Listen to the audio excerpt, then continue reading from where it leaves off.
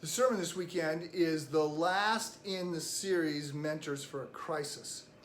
And I went looking for some advice in particular that I thought lined up with the kind of counsel we find generally in the book of Proverbs, which is all about wisdom.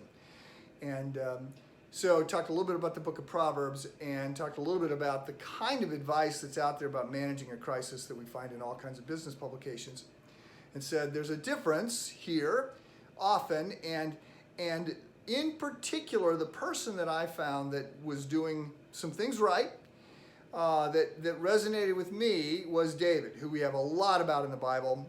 He's one of the most documented people. We see him early, we chronicle him through his life, and then we've got the book of Psalms, which are a lot of the Psalms, a lot of the prayers in the book of Psalms were written by David. So we've got sort of insight into his mental health and his thinking.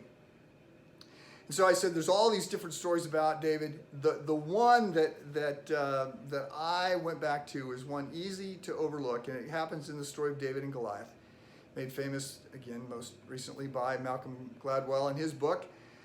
But there in this very start of the story with David and Goliath, when he is arguing or presenting his case that he'll go fight Goliath, and he's trying to justify this to Saul, the king, he said, when I've been working as a shepherd, I faithfully defended the sheep against attacks by a bear and attacks by a lion.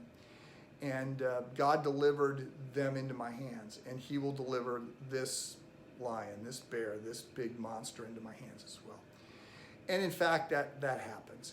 And I said, look, it's worth noting that when we look and we read this story carefully, David killing Goliath is not a miracle. There's no supernatural intervention that we see reported.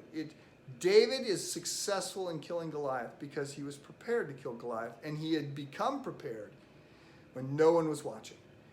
And so the last piece of advice in this mentors in a crisis, we've looked at Esther and Nehemiah and Jehoiada, and there's 30 more we could look at. But the last piece of advice that I was trying to put out there is today is actually the time to be preparing for the next crisis that's coming our way, because this is a broken world. There will be another crisis. There will be more unemployment and cancer and economic unrest and all those kinds of things. In this broken world, we will face other crises. But God can be using, if we take advantage of these times, the uninspired moments, to be faithful in the challenges that God has given us, we can actually grow and become the people that are ready for the next crisis.